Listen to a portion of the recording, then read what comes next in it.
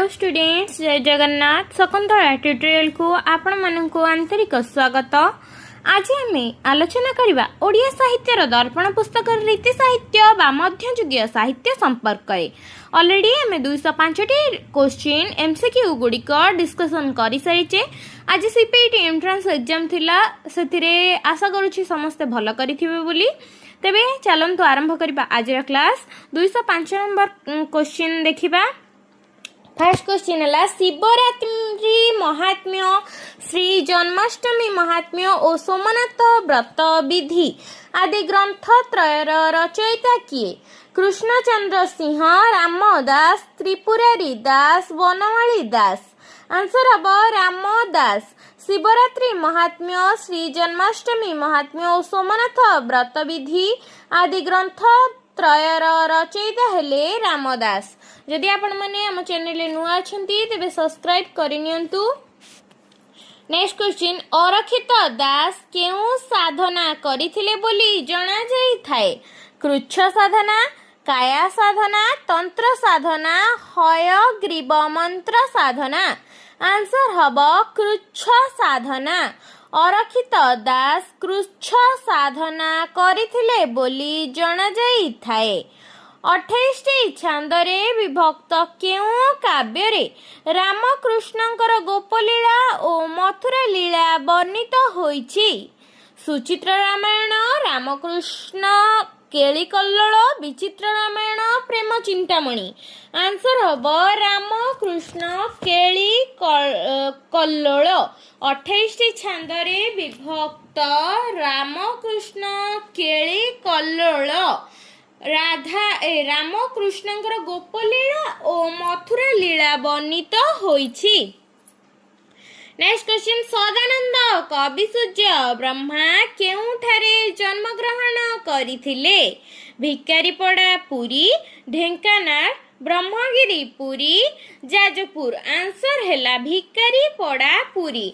सदानंद कवि सूर्य ब्रह्मा भिकारीपड़ा पुरी ठारे जन्म ग्रहण करिथिले।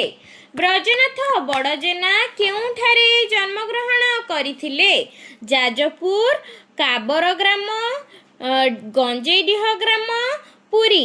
आंसर हब काबरा ग्राम। ब्रजनाथ बड़जेना काबरा ग्राम ढेंकानाल ठारे जन्म ग्रहण करिथिले। अभिमन्यु सामंत सिंहारଙ୍କ जन्म केउठारे? पुरी, बालियार केन्द्रापड़ा, ढेंकानाल, गोलकुंड ग्राम, जाजपुर। आंसर हब गोलकुंड ग्राम जाजपुर ठारे अभिमन्यु सामंत सिंहारଙ୍କ जन्म हैला गोलकुंड ग्राम जाजपुर ठारे। सदानंद कवि सूर्य ब्रह्मांकर जन्म हैला भिकारीपड़ा पुरी ठारे।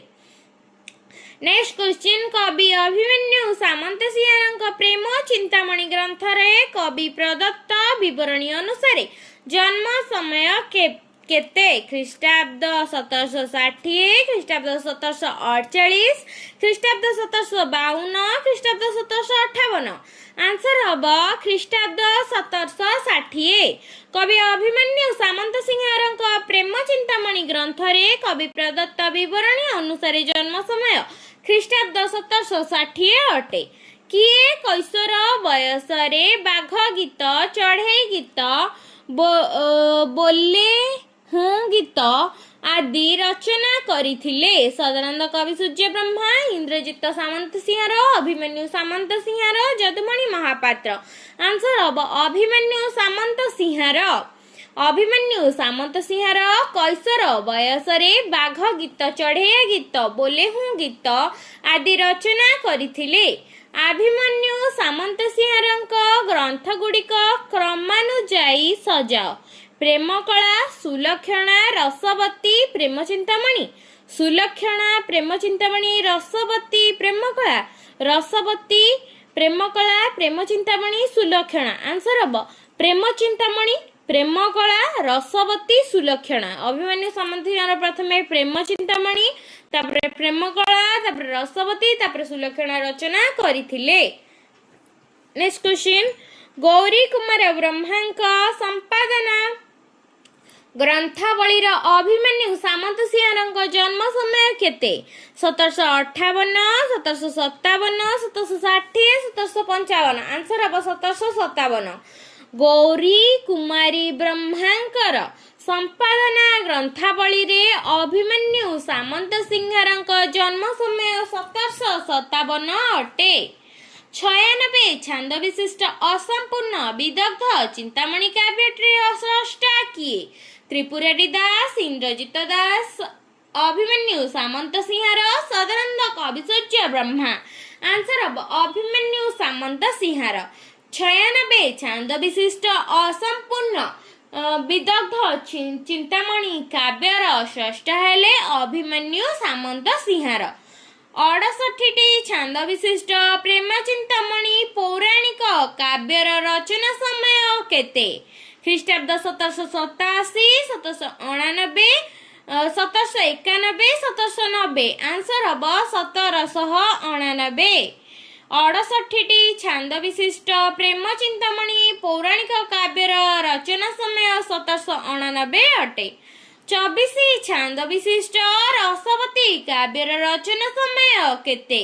1788, 1789, 1792, 1795।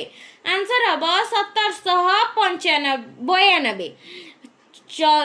32 ଛାନ୍ଦ ବିଶିଷ୍ଟ ରସବତୀ କାବ୍ୟର ରଚନା ସମୟ ଖ୍ରୀଷ୍ଟାବ୍ଦ 1792 ଅଟେ। 64 ଛାନ୍ଦ ବିଶିଷ୍ଟ ପ୍ରେମକଳା କାବ୍ୟର ରଚନା ସମୟ କେତେ? 64 ଛାନ୍ଦ ବିଶିଷ୍ଟ ପ୍ରେମକଳା କାବ୍ୟର ରଚନା ସମୟ କେବେ? ଖ୍ରୀଷ୍ଟାବ୍ଦ 1790, ଖ୍ରୀଷ୍ଟାବ୍ଦ 1792, 1788 ନା 1795? ଆନ୍ସର ହେବ ଖ୍ରୀଷ୍ଟାବ୍ଦ 1790। 64 ଛାନ୍ଦ ବିଶିଷ୍ଟ ପ୍ରେମକଳା କାବ୍ୟର ରଚନା ସମୟ ଖ୍ରୀଷ୍ଟାବ୍ଦ 1790 ଅଟେ। ନେକ୍ସଟ କ୍ୱେଶ୍ଚିନ୍, 16 ଛାନ୍ଦ ବିଶିଷ୍ଟ ସୁଲକ୍ଷଣା କାବ୍ୟର ରଚନା କାଳ କେଉଁ ସମୟ ବୋଲି ପଣ୍ଡିତ ସୂର୍ଯ୍ୟନାରାୟଣ ଦାସ ମତ ଦିଅନ୍ତି? ଖ୍ରୀଷ୍ଟାବ୍ଦ 1792, ଖ୍ରୀଷ୍ଟାବ୍ଦ 1795, ଖ୍ରୀଷ୍ଟାବ୍ଦ 1797, ଖ୍ରୀଷ୍ଟାବ୍ଦ 1790। ଆନ୍ସର ହେବ ଖ୍ରୀଷ୍ଟାବ୍ଦ 1795। 16ଟି ଛାନ୍ଦ ବିଶିଷ୍ଟ ସୁଲକ୍ଷଣା କାବ୍ୟର ରଚନା କାଳ ଖ୍ରୀଷ୍ଟାବ୍ଦ 1795 ବୋଲି ପଣ୍ଡିତ ସୂର୍ଯ୍ୟନାରାୟଣ ଦାସ ମତବ୍ୟକ୍ତ କରିଥାନ୍ତି। କବି ଅଭିମନ୍ୟୁ ସାମନ୍ତସିଂହାରଙ୍କ ମୃତ୍ୟୁ ସମୟ କେତେ? ଖ୍ରୀଷ୍ଟାବ୍ଦ 1806, 1808, 1805, 1810। ଆନ୍ସର ହେବ 1806। କବି ଅଭିମନ୍ୟୁ ସାମନ୍ତସିଂହାରଙ୍କ ମୃତ୍ୟୁ ସମୟ ଖ୍ରୀଷ୍ଟାବ୍ଦ 1806 ଅଟେ। ଅପ୍ରାକୃତ ପ୍ରେମ ମୂର୍ତ୍ତି ଜୟ ରାଧା ହରି ଅବ୍ୟକ୍ତ ଲୀଳାକୁ ବ୍ୟକ୍ତ କର ଅବତରି। ଏହି ପଦଟି କେଉଁ କାବ୍ୟର ଅନ୍ତର୍ଭୁକ୍ତ ଅଟେ? ଗୀତ ଗୋବିନ୍ଦ, ରସକଲ୍ଲୋଳ, ବିଦଗ୍ଧ ଚିନ୍ତାମଣି, ପୂର୍ଣ୍ଣତମ ଚନ୍ଦ୍ରୋଦୟ। ଆନ୍ସର ହେବ ବିଦଗ୍ଧ ଚିନ୍ତାମଣି। ଅପ୍ରାକୃତ ପ୍ରେମ ମୂର୍ତ୍ତି ଜୟ ରାଧା ହରି ଅବ୍ୟକ୍ତ ଲୀଳାକୁ ବ୍ୟକ୍ତ କର ଅବତରି। ଏହା ବିଦଗ୍ଧ ଚିନ୍ତାମଣି କାବ୍ୟ ଅନ୍ତର୍ଗତ ଅଟେ। ନେକ୍ସଟ କ୍ୱେଶ୍ଚିନ୍, ବିଦଗ୍ଧ ଚିନ୍ତାମଣି କାବ୍ୟର କେଉଁ ଛାନ୍ଦଟି 50 ବର୍ଣ୍ଣ ନିୟମରେ ରଚିତ ହୋଇଛି? ଦ୍ୱିତୀୟ ଛାନ୍ଦ, ପ୍ରଥମ ଛାନ୍ଦ, ଦଶମ ଛାନ୍ଦ, ପଞ୍ଚଦଶ ଛାନ୍ଦ। ଆନ୍ସର ହେବ ପ୍ରଥମ ଛାନ୍ଦ। ବିଦଗ୍ଧ ଚିନ୍ତାମଣି କାବ୍ୟର ପ୍ରଥମ ଛାନ୍ଦଟି 50 ବର୍ଣ୍ଣ ନିୟମରେ ରଚିତ ଅଟେ। କେଉଁ କାବ୍ୟ ଗ୍ରନ୍ଥର ଆରମ୍ଭରେ କବି ଅଭିମନ୍ୟୁ ସାମନ୍ତସିଂହାର ରାଧାକୃଷ୍ଣଙ୍କୁ ସ୍ତୁତି କରି କାବ୍ୟାରମ୍ଭ କରିଛନ୍ତି? ପ୍ରେମକଳା, ବିଦଗ୍ଧ ଚିନ୍ତାମଣି, ପ୍ରେମ ଚିନ୍ତାମଣି, ସୁଲକ୍ଷଣା। ଆନ୍ସର ହେବ ବିଦଗ୍ଧ ଚିନ୍ତାମଣି। ବିଦଗ୍ଧ ଚିନ୍ତାମଣି କାବ୍ୟ ଗ୍ରନ୍ଥରେ ଆରମ୍ଭରେ କବି ଅଭିମନ୍ୟୁ ସାମନ୍ତସିଂହାର ରାଧାକୃଷ୍ଣଙ୍କୁ ସ୍ତୁତି କରି କାବ୍ୟାରମ୍ଭ କରିଅଛନ୍ତି। କବି ଅଭିମନ୍ୟୁଙ୍କର ରସବତୀ କାଳ୍ପନିକ କାବ୍ୟଟି କେଉଁ କାବ୍ୟର ଅନୁସରଣରେ ରଚିତ? କୋଟି ବ୍ରହ୍ମାଣ୍ଡ ସୁନ୍ଦରୀ, ଲାବଣ୍ୟବତୀ, ରସଲେଖା, ଅନଙ୍ଗରେଖା। ଆନ୍ସର ହେବ ଲାବଣ୍ୟବତୀ। କବି ଅଭିମନ୍ୟୁଙ୍କର ରସବତୀ କାଳ୍ପନିକ କାବ୍ୟଟି ଲାବଣ୍ୟବତୀ କାବ୍ୟର ଅନୁସରଣରେ ରଚିତ ହୋଇଛି। ପ୍ରସ୍ତାବ ଚିନ୍ତାମଣି ନାମକ ଗଦ୍ୟ ଗ୍ରନ୍ଥର ରଚୟିତା କିଏ? ନୀଳାମ୍ବର ବିଦ୍ୟାଧର, କରୁଣାକର ପଟ୍ଟନାୟକ, ଦୀନକୃଷ୍ଣ ଦାସ, ଅଭିମନ୍ୟୁ ସାମନ୍ତ ସିଂହାର। ନୀଳାମ୍ବର ବିଦ୍ୟାଧର ହେଉଛି ଆନ୍ସର। ପ୍ରସ୍ତାବ ଚିନ୍ତାମଣି ନାମକ ଗଦ୍ୟ ଗ୍ରନ୍ଥର ରଚୟିତା ହେଲେ ନୀଳାମ୍ବର ବିଦ୍ୟାଧର। ପ୍ରସ୍ତାବ ଚିନ୍ତାମଣି ଗ୍ରନ୍ଥର ରଚନା ସମୟ କେତେ? ଖ୍ରୀଷ୍ଟାବ୍ଦ 1782, 88, 84, 86। ଆନ୍ସର ହେବ ଖ୍ରୀଷ୍ଟାବ୍ଦ 1786। ପ୍ରସ୍ତାବ ଚିନ୍ତାମଣି ଗ୍ରନ୍ଥର ସ୍ରଷ୍ଟା ହେଲେ ନୀଳାମ୍ବର ବିଦ୍ୟାଧର। ଏହା ଖ୍ରୀଷ୍ଟାବ୍ଦ 1786ରେ ରଚନା କରାଯାଇଛି। ନିଶଙ୍କ ରାୟରାଣୀଙ୍କ ଦ୍ୱାରା ରଚିତ କାବ୍ୟ ଗ୍ରନ୍ଥର ନାମ କ'ଣ? ପଦ୍ମାବତୀ, ଅଭିଳାଷ ପ୍ରବନ୍ଧ, ପୂର୍ଣ୍ଣଚନ୍ଦ୍ର ଚନ୍ଦ୍ର କଳା, ହାରାବତୀ। ଆନ୍ସର ହେବ ପଦ୍ମାବତୀ ଅଭିଳାଷ। ନିଶଙ୍କ ରାୟରାଣୀଙ୍କ ଦ୍ୱାରା ରଚିତ କାବ୍ୟ ଗ୍ରନ୍ଥର ନାମ ହେଲା ପଦ୍ମାବତୀ ଅଭିଳାଷ।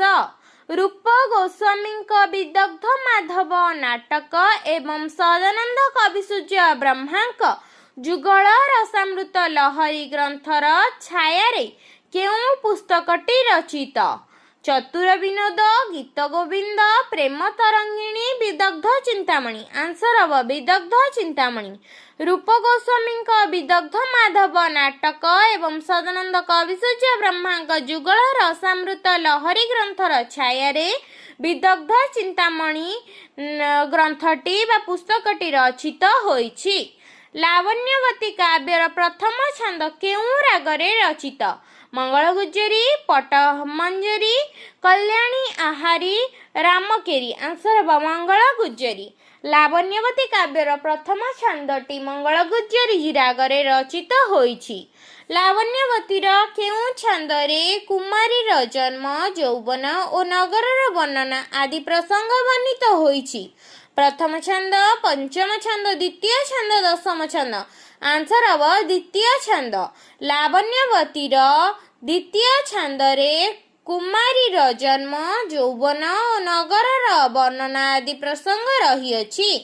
ଲାବଣ୍ୟବତୀର କେଉଁ ଛାନ୍ଦରେ ନାୟିକାର ଉପବନ ବିହାର ପ୍ରସଙ୍ଗ ରହିଛି? ଷଷ୍ଠ ଛାନ୍ଦ, ଷୋଡ଼ଶ ଛାନ୍ଦ, ପଞ୍ଚମ ଛାନ୍ଦ, ଏକାଦଶ ଛାନ୍ଦ। ଆନ୍ସର ହେବ ପଞ୍ଚମ ଛାନ୍ଦ। ଲାବଣ୍ୟବତୀର ପଞ୍ଚମ ଛାନ୍ଦରେ ନାୟିକାର ଉପବନ ବିହାର ପ୍ରସଙ୍ଗ ବର୍ଣ୍ଣିତ ହୋଇଅଛି।